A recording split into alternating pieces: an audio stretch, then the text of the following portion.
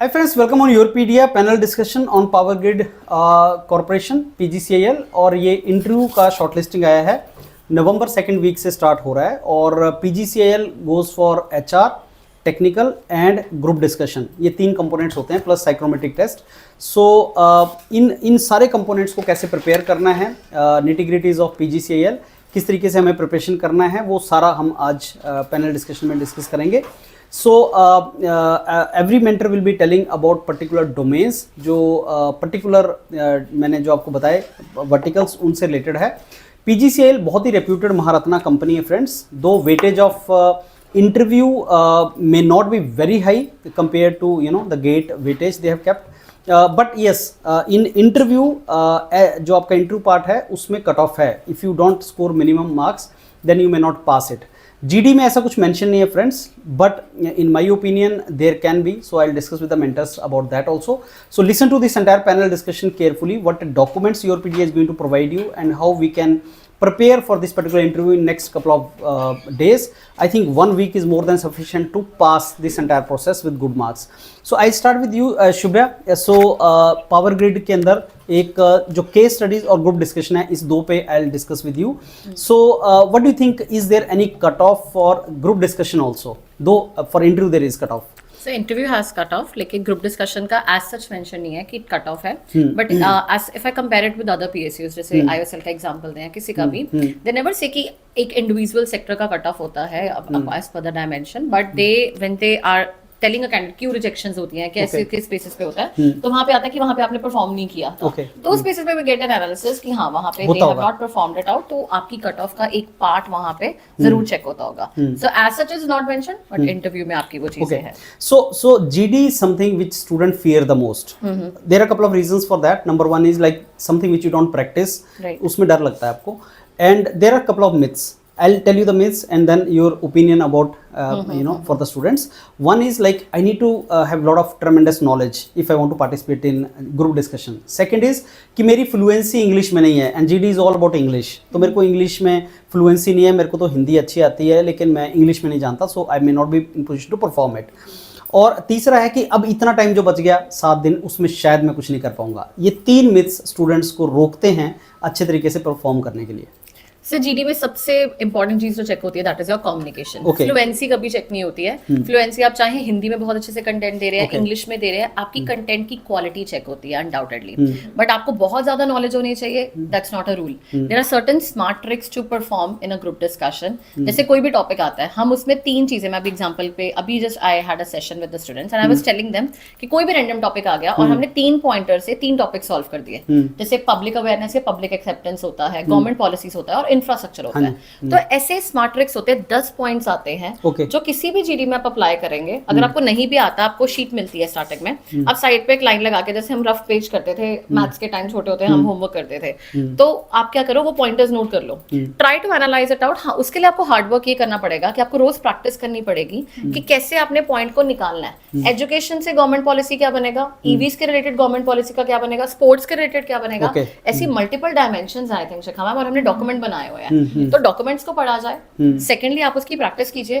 Third, कुछ smart tricks को follow कीजिए। तो ट्रेमेंडस नॉलेज वाला तो बिल्कुल कट है, वो नहीं चाहिए। सेकंड, फ्लुएंसी इंग्लिश में नहीं चाहिए आपको, बट हाँ आपको एक प्रेजेंट करना है, ब्लफ कर रहे हैं, अटक रहे हैं, वो नेगेटिव है, पॉइंट्स को बहुत अच्छे से बोलिए। थर्ड, एक चीज बोलूंगी, कम्युनिकेशन ही चेक हो रहा है, कॉन्फिडेंस ही चेक हो रहा है, पर्सनालिटी ट्रेट्स ही चेक हो रहे हैं। अगर आप चाहे HR में चले जाओ, चाहे आप फीडबैक वीडियोस खोलें हमारे सिलेक्शन कैंडिडेट्स की, जब उनको स्टार्टिंग में बोला जाता है कि this is not the bar, कि आपकी नॉलेज टेस्टिंग नहीं है, तब उनको लगता है नहीं मैम नॉलेज ही तो टेस्ट हो रहा होगा। When they give a feedback, they trace it out कि मैम नहीं, बिल्कुल कम्युनिकेशन और कॉन्फिडेंस चेक कर रहे थे वो, कि नहीं भी आता तो कैसे हम बहुत अच्छे से ना करते हैं, तो ये चीजें चेक होती हैं। अच्छा, एक पॉइंट मैम, जो तीसरा पॉइंट था, जैसे क्या ये टाइम सफिशिएंट है फिर 5-7 दिन? Sir absolutely I will say it out, it depends on your practice sessions कि आप कितने लगा रहे हैं। वी हैव मल्टीपल सेशंस, आप एक दिन में 3 लगाए, आप अपने 7 डेज में कितने लगा सकते हैं? 20-21 सेशंस भी आप लगा रहे हैं, 15 तो डायमेंशंस हैं मैक्सिमम, मैं बोलूंगी। और हर डायमेंशन इंपॉर्टेंट नहीं होती है, प्रोवर्बियल आती है। पिछली बार PGCIL में प्रोवर्बियल डायमेंशंस आई हैं जो टेक्नोक्रेट्स के लिए करनी डिफिकल्ट है, लेकिन अगर आपको आर्ट आ जाए करने का, बहुत अच्छे से कर सकते हैं। तो आप डायमेंशंस को टारगेट करें, सेशंस टारगेट करें, एक दिन में 2-2 HR भी लेंगे, तो आई डोंट थिंक सो कि आपको टाइम मैटर, बच्चे 2-2 दिन में भी तैयारी करते हैं, तो 7 एक दिन में कितने GD कर सकते हैं या करने चाहिए? So for I would advise कि आप 2 GDs करो और साथ में डॉक्यूमेंट्स पढ़ो, क्योंकि अगर आप ज्यादा भी करते हो कि यह 3-4 लगाई जाना और आप बोल नहीं पा रहे हैं, वो भी डिफिकल्टी है। आप एक मॉर्निंग में लगाओ, आप एक इवनिंग में लगाओ, as per your comfort, afternoon और इवनिंग में GD लगाइए। एंड HR एंड टेक्निकल जैसे भी आपने 2 लगाए, 2 आपने HR लिए, बाकी दिन आप खुद पढ़ो, आप अपने आप को एनालिसिस करो, मिरर प्रैक्टिस करो, आप बाद में मेंटर से फीडबैक लो। एक मल्टीपल आपको एक प्रॉपर इसके लिए प्लान बनाना पड़ेगा, चॉकआउट कीजिए, and that works actually. Okay, so friends, आपके पावर ग्रिड के लिए HR that is non technical part, then technical part, interview के अंदर HR, टेक्निकल और साइकोमेट्री के 3 कंपोनेंट एंड GD होता है। तो as Shubham ma'am said, like 2 GD लगा लो, 2-3 HR लगा लो, टेक्निकल हो गया, HR हो गया, साइकोमेट्रिक हो गया, and then document to be prepared. And as she mention, document है 100 मोस्ट इंपॉर्टेंट टॉपिक्स GD के, जिनका हमने रिकॉर्डिंग भी किया है। उनमें 5 से 10 important points, 1 topic 5 to 10 points, because आपको अगर 2-3 भी अच्छे पॉइंट्स वहां पे आप बोल पाएंगे, you will pass it. So उसको गो थ्रू करो, it may take some time. और पावर ग्रिड का हमारे पास जो पावर ग्रिड एज ऑर्गेनाइजेशन का डॉक्यूमेंट है, और एक साथ में GD का डॉक्यूमेंट है, I think that is document number 2। Document number 3 case studies का डॉक्यूमेंट होगा, 4th HR का होगा। ये 4 डॉक्यूमेंट्स आपको मिलेंगे योरपीडिया की तरफ से। I repeat, power grid as organisation का informational document, number 2 GDs 100 GDs का topic, number 3 HR questions, number 4 हमारा जो सारा केस स्टडीज है, and psychometric I will ask Shikha ma'am if we can provide that also. So ये 4-5 documents हैं which you have to go through. Now case studies, Shubha ma'am, I would like to discuss with you, case study कहाँ पे पूछा जाता है? Is it a part of GD और is it a part of your interviews? So it's a part of interview only, it's not a part of GD। और case studies आपकी behavioural assessment है, experience based job भी आ जाता है, कुछ experience candidates आते हैं जैसे इसमें आएंगे, तो उनके कैसे चेक होते हैं, जैसे industrial safety related, hazards related, industrial conflicts face करते हैं, ऑपरेशनल एफिशिएंसी इंक्रीज करनी है, या मोटिवेशन करनी है एम्प्लॉयज की, तो हर तरह के कुछ उनके केस स्टडीज पूछे जाते हैं ना, जेनरिक वे। तो उसके डॉक्यूमेंट्स भी हैं, they can have a, you can say quick glance of it. Rest practice session में, क्योंकि बहुत सब्जेक्टिव आंसर्स हैं, रट्टा मार के पता चल जाता है कि the person has actually road motivated it out, लेकिन अगर आप उसको बहुत न्यूट्रल वे में क्या पॉइंटर्स रखने हैं, प्रायोरिटाइजिंग में कौन से करने हैं, तो case studies they are very important and HR part. Okay, so is there any particular category of the case studies, because we keep on mentoring candidates who are from law background, finance background, and then we from engineering background. So are there some specific case studies, Shubha ma'am, which actually they are to target, because this time there's an interviews for engineers and engineering में also electrical, electronics and computer science. Sir इनके लिए जो specially आएगी industrial safety और hazard, जैसे fire incidents के related बहुत case studies हैं, और आई थिंक जब उनको उस तरह की सिचुएशन में पुटरे किया जाता है, उनके एक्चुअली जो उन्होंने पास्ट में कुछ प्रॉब्लम्स फेस की हो, कैसे आपने वहां पे प्रोटोकॉल्स फॉलो किए थे, वो सारे चेक किए जाते हैं, ब्रेनस्टॉर्मिंग चेक की जाती है, और क्या रियलिटी में उन्होंने उस टाइम पे कुछ एफर्ट्स किए थे, तो वो चीजें आ गई। अब ऑर्गेनाइजेशन में इंडस्ट्रियल कन्फ्लिक्ट जरूर होती है, उसके रिलेटेड बहुत HR बनते हैं, एफिशिएंसी, एक्सपेंशन, बिजनेस, ये सारी चीजें होती है, मार्केटिंग करना, ये कुछ चीजें, पर marketing I won't say the exact word, लेकिन एफिशिएंसी इंक्रीज करना, बजट रिलेटेड आ जाती है। ऑल्सो एक और चीज मैं कहूंगी, सर जब भी कोई केस स्टडीज पढ़ते हैं ना हम लोग, तो डॉक्यूमेंट्स में पॉइंटर्स दिए जाते हैं, उससे ही रिलेटेबल होता है, बच्चे का लगता है मैं वही पॉइंट्स करना है, बस वही केस स्टडीज है, उससे आपको इतनी ब्रेनस्टॉर्मिंग मिलती है। अगर आग लग जाती है, इमरजेंसी सिचुएशंस है, तो आपको कुछ प्रोटोकॉल्स याद होने चाहिए, जैसे मैं अभी बता रही थी कि कुछ बेसिक लाइनर्स याद हो जाएंगी, और वो आप कोई भी आई थिंक केस स्टडीज में आप क्रैक कर सकते हो। फ्रेंड्स, केस स्टडी किस तरीके से पूछी जाती हैं? आई रिमेंबर पावर ग्रिड के बारे में, last year one case study was given in the interview. It was like एक हाई वोल्टेज वायर है, आप जानते हैं इलेक्ट्रिसिटी का वायर होता है, उसमें विंडी नाइट है, रात को हवा चल रही बहुत ज़्यादा, और पेड़ गिर गया उसके ऊपर, and huge sparking is there on the pole, और पोल घर के पास है, बहुत ही क्लोज, और आपकी गाड़ी पोल के नीचे खड़ी है, आप इस सिचुएशन में क्या करेंगे? So this kind of situation, you are electrical engineer, this kind of situation is thrown to you, and many times कि इलेक्ट्रोक्यूशन हुआ है किसी का, या आपका वायर है एक, उसमें स्पार्किंग हो रहा है बहुत ज़्यादा, या अगर आग लग गई है, इलेक्ट्रिक वायर से आग लगी है, how you will react to that. ऐसी केस स्टडीज आती हैं, तो जो डॉक्यूमेंट है उसको if you go through it, some relevant points you will give. Otherwise क्या होता है मोस्ट ऑफ द केसेस में, जैसे मैं अभी हमने HPCL के केस स्टडीज डिस्कस किए, उसमें एक बड़ी टिपिकल केस स्टडीज आती है कि टैंकर में आग लग गई है हाईवे पे, या पेट्रोल पंप में आग लगी, आप क्या करोगे? स्टूडेंट्स बोलते हैं हम सर बुझाने की ट्राई करेंगे। ऐसे केस में आप कुछ नहीं कर सकते, आपको वहाँ पे लोगों को दूर रखना होता है, और आपको खुद भी दूर रहना होता है, और आपको लोगों को इंटीमेट करना होता है ऑर्गेनाइजेशंस को। So you need to give relevant answer for this case studies. Shikha ma'am, over to you. Typical GDs 100 GDs हमने दे दिए, so how do we divide these GDs into categories? Okay, so sir group discussion is very important, of course, for PGCL Yeah. as well. And as ma'am also told, there are 15 categories. Right. So roughly 12 to 15 categories हैं that come with current affairs, like current related GDs. Yes. Socio-cultural topics are there, technology related topics are there, environment related, healthcare, technology, education, proverbial, abstract, miscellaneous. Miscellaneous is that category जो forever चलते हैं. Like current से आप उसको incline कर सकते हो, जैसे लेबर क्लास हो गया, या फिर आप कह सकते हो लेबर लॉज, मीडिया, ये हमेशा चलते हैं. दैट्स नेवर कि वो पुराने हो गए या नए आ गए, ऐसा कुछ नहीं होता. अब नाउ इम्पॉर्टेंट थिंग कि आपको क्या प्रिपेयर करना है. एज वी हैड डिस्कस्ड कि लास्ट टाइम प्रोबेबल टॉपिक आया था, और आपने बहुत और भी जैसे पीएसएस के इंटरव्यूज होते हैं, तो उसमें प्रोबेबल पूछा जाता है व्हाई. उसका रीजन है कि टेक्नोक्रेट्स एज एन आप हो, तो आप उसके बारे में नहीं सोच पाते, और उस टाइम आपका थोड़ा सा मतलब कम्युनिकेशन और कॉन्फिडेंस की अगर आपको ऐसे मैनेजरियल क्रॉस फंक्शनल चीज में डाल दिया जाता है, how will you react in that. तो प्रोबेबल दिया जाता है आपको टॉपिक. अभी पीजीसीएल में भी आई वुड से कि आपको 3-4 कैटेगरीज को बहुत अच्छे से प्रैक्टिस करना है. Current very important. करंट में कोई भी इशू चल रहा है कुछ किसी भी चीज से, ऐसा नहीं है कि यू आर टेक्नोक्रेट तो आपको इंजीनियरिंग लाइन से ही आएगा, मतलब तो करंट से आपको थोड़ा अवेयर रखना है. Then probable very important. And then I can say education related, जैसे आजकल प्राइवेटाइजेशन, पब्लिक, इस तरीके के टॉपिक ज्यादा आते हैं in education. And most important technology also. And मुझे ऐसा लगता है टेक्नोलॉजी और जो एआई है इससे रिलेटेड टॉपिक बहुत ज्यादा आते हैं, और वो बहुत ईजी भी होते हैं क्योंकि हम we are like in use and like that, तो we can like easily make out the pointers on that. ये 3-4 कैटेगरीज जिस पे बहुत ज्यादा फोकस करना है, current, education, technology and probable. Friends आजकल ना कुछ कॉम्बिनेशन में वो जीडी पूछ रहा है, जैसे टेक्नो एथिकल इश्यूज बहुत आ रहे हैं पावर ग्रिड के अंदर. Techno ethical issues simply means AI, its repercussions. AI का what is the impact of AI on health of youngsters. AI is good और bad, you know, like gadget addiction. ये technical भी है और ethical issues भी हैं. AI के साथ ethical issues. Sometime you know he will play around with the words like deep seek versus deep fake. ये टॉपिक है बस. Deep seek versus deep fake बोलो. अब डीप सीक आप जानते हैं चाइनीज ऐप है, एआई टूल है. Deep fake is something wrong, I mean आप मिसयूज कर रहे हैं एआई का. अब इसके ऊपर बोलो. तो ऐसे आपको टेक्नोलॉजी का नॉलेज होना चाहिए और उसके ऊपर आपके अपने व्यूज होने चाहिए वेदर इट इज गुड और bad, right. Ethical issues are linked with the technical issues nowadays and questions are being asked from you.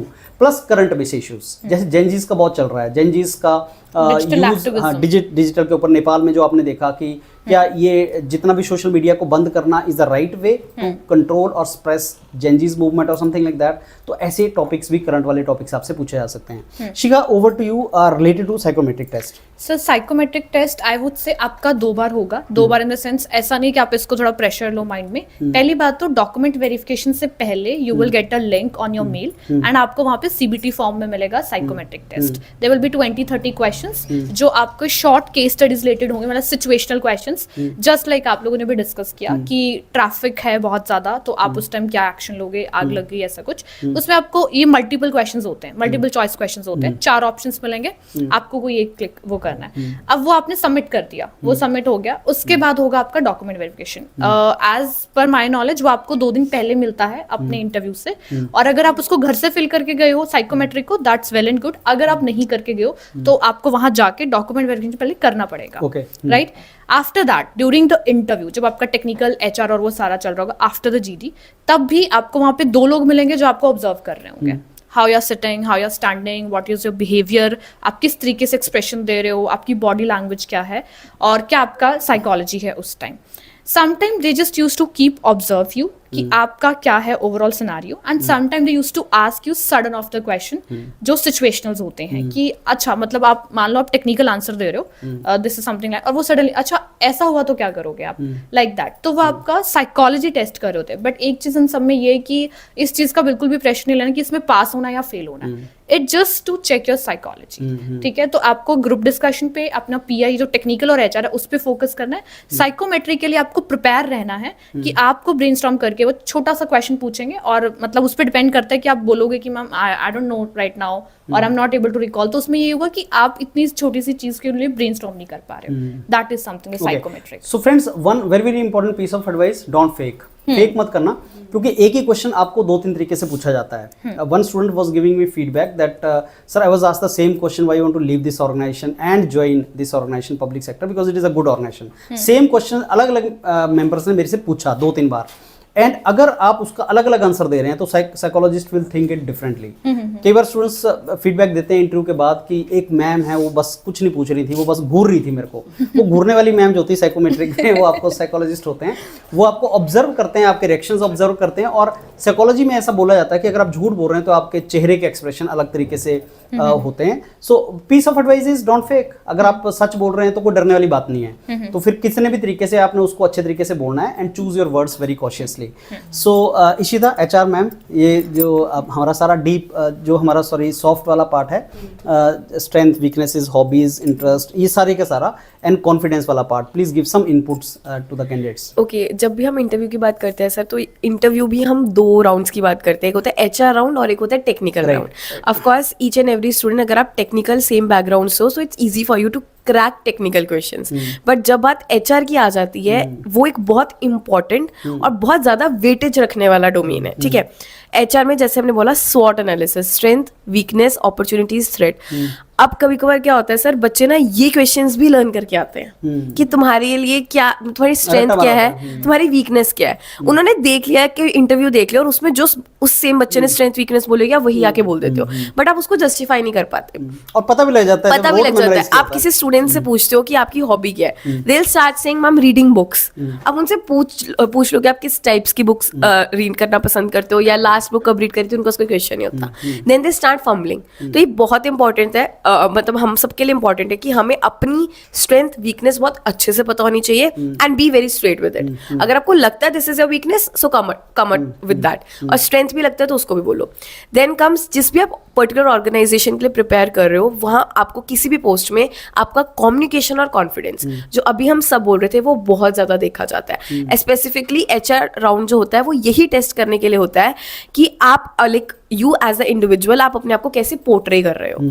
Weather आपकी स्वॉट एनालिसिस हो गई, आपका कोई पिछला एक्सपीरियंस हो गया, या आप उस ऑर्गेनाइजेशन में क्यों एक अच्छा फिट हो, क्यों पिछला ऑर्गेनाइजेशन छोड़ के इस ऑर्गेनाइजेशन में आना चाहते हो, ये सारा एचआर का ही पार्ट होता है। ठीक है, and it's very important for you to be very straight with it. अगर आपको ये लगता है that you are well prepared for it, so be up and अपना वही आंसर दो जो आंसर आप उस क्वेश्चन को जस्टिफाई करके दे सकते हो। इट्स नॉट लाइक आपने कोई क्वेश्चन सुना और आपने उसका आंसर वही दे दिया, बिकॉज आप उसको खुद नहीं जस्टिफाई कर पाओगे, एंड इट्स वेरी इंपॉर्टेंट।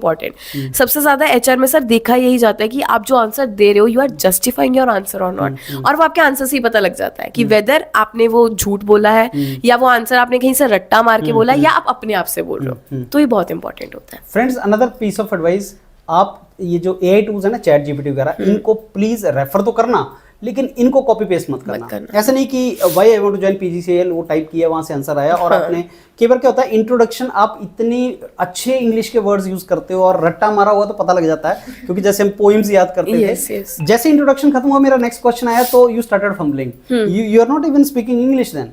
पहली बात तो इंग्लिश में बोलना क्यों है अगर आप हिंदी में कॉन्फिडेंट हो, नंबर 1। नंबर 2, आप प्लीज रट्टा मत मारो। रट्टा मार के रिक्वायरमेंट आंसर नहीं आएगा। You need to understand and then you know tell. अदरवाइज क्या होगा कि आप जो वर्ड्स यूज कर रहे हो, जो आपने सेंटेंस यूज किया, जो रोट मेमोराइज किया है, फिर भूल गए तो पता लगता है आप याद करने की ट्राई कर रहे हो। So don't do that. और चैट जीपीटी वगैरह या जितने भी एआई टूल्स हैं, इनको देखना जरूर है, हम भी देखते हैं, रेफर करते हैं, इनसे इनपुट लेना है, लेकिन at the end it has to be your you know own input into the answers, not कि कहीं से कॉपी पेस्ट आपने किया है। Over to you Bharat sir. So current का वेबसाइट का रेलेवेंस होता है किसी भी ऑर्गेनाइजेशन के अंदर। सर बिल्कुल होता है। और जब रिक्रूटमेंट के लिए आप जाते हैं सर, तो रिक्रूटर ये चाहता है कि आप उस ऑर्गेनाइजेशन के बारे में जानते हो। So your input on that sir. Sir इसमें क्या होगा, जैसे पावर ग्रिड की हम बात कर रहे हैं यहाँ पे, तो सबसे पहले आपको पावर ग्रिड की वेबसाइट जरूर देखनी चाहिए। जैसे आज का अगर मैं बात करूँ तो बेसिक सी बात है कि वो गवर्नमेंट स्कीम्स जरूर पूछेंगे पावर ग्रिड की। जैसे मैं 2-3 स्कीम्स का नाम भी दे देता हूँ, जैसे वन नेशन वन ग्रिड हो गई, और दीनदयाल उपाध्याय ग्राम ज्योति योजना, हर घर बिजली मुफ्त योजना, इस तरह की बहुत सारी स्कीम्स चल रही हैं। इवन सर ऐसा भी हो सकता है कि वो सीधा ये पूछ ले कि चलिए जिस आप स्टेट से बिलोंग कर रहे हैं, जैसे मैं सिंपल एग्जांपल ले लूं, पंजाब में वो पूछ सकते हैं कि 300 यूनिट फ्री मिल रहे हैं, वहां से भी वो क्वेश्चन घुमा सकते हैं कि बताइए क्या 300 यूनिट ये जो फ्री मिल रहे हैं ठीक है, क्या ऑर्गेनाइजेशन को देना चाहिए, ऐसा क्यों है। तो बहुत सारी चीजें जो करंट अफेयर से बन सकती हैं। और प्लस उन्हें यह भी ध्यान रखना चाहिए कि मिनिस्ट्री ऑफ पावर कौन है। प्लस उन्हें यह भी ध्यान रखना चाहिए कि जैसे अगर आपकी मान लीजिए इलेक्ट्रिकल एंड इलेक्ट्रॉनिक्स ट्रेड है, तो वो पूछ सकते हैं क्या कोई इसका अभी तक डायरेक्टर इलेक्ट्रॉनिक्स से रिजेंबल हुआ है या नहीं हुआ है। तो बहुत सारी चीजें जो आपको वेबसाइट पे दिख जाएंगी कि फ्यूचर इनिशिएटिव क्या है ग्रिड का, कि 2070 तक क्या करना चाह रही है। तो ये सभी चीजें हैं जिसके लिए आपको वेबसाइट से, और हम डॉक्यूमेंट भी प्रोवाइड करेंगे, तो वहां से जी बिल्कुल उसमें आप पढ़ सकते हो सर। फ्रेंड्स कई बार ना वो क्वेश्चन पूछता है, आप कंप्यूटर इंजीनियर हो एंड आपने हमारा वेबसाइट देखा होगा, तो एज कंप्यूटर इंजीनियर आपने अपने लिए क्या देखा वेबसाइट के अंदर? एज इलेक्ट्रॉनिक इंजीनियर आपने अपने लिए क्या देखा? एज इलेक्ट्रिकल इंजीनियर क्या देखा आपने? आपको कौन सी चीज़ बहुत अच्छी लगी? आपको पीजीसीएल का कौन सा प्रोजेक्ट बहुत अच्छा लगा? आपने डायरेक्टर्स देखा, तो क्या आपने कंप्यूटर साइंस बैकग्राउंड के कोई डायरेक्टर को देखा? आप गर्ल कैंडिडेट हो तो क्या आपने कोई गर्ल डायरेक्टर देखा? From where you got motivation to become join public sector? And also many questions like you are from North India, so what challenges you are going to face if we post you in Kerala, in Tamil Nadu? So indirectly question पूछते हैं just to know that what challenges you show. I am not asking you कि are you okay to go to South India? Obviously you'll say I am okay. But indirect way to ask is like what challenges do you think you are gonna face if I post you from Rajasthan to Kerala? And then you started saying everything, sir, खाने में problem आ जाएगा, रहने में problem आएगा, बोलने में problem. The way you are speaking, psychologists will understand कि you are going to see it as a real challenge. तो ये इस तरीके से आपको करना है फ्रेंड्स, प्रैक्टिस करना है. I think more or less we have covered everything. Shubha, anything which we left? Anything? So one more thing. Yeah. Last time के फीडबैक के अकॉर्डिंग एक पैनल में ये भी हुआ था जैसे सेंटर में कि जीडी के हर एक से लिखवाया गया था द कंक्लूजन, राइट? अच्छा, जैसे एसडीवीएंस में तो होता है कि हर पर्सन से कंक्लूजन सुना जाता है कई केसेस में. Okay. There was a panel and there was a centre in which one of the panel they asked every person to write the conclusion. So every time they give some kind of a different approach. Conclusion लिखो और submit कर दो. हां, submit करना है उनको. तो आपको डॉक्यूमेंट मिलता है फ्रेंड्स जीडी में, और उस डॉक्यूमेंट में आपको इंपॉर्टेंट पॉइंट्स भी लिखने होते हैं. So yes, team Yourpedia is ready to mentor you friends and we welcome you. आप ज्वाइन करो, और 5 to 7 डेज भी अगर आपके पास हैं, you should give your 100% because this is a wonderful public sector. Maharatna company है. Look forward to mentor here. Thank you.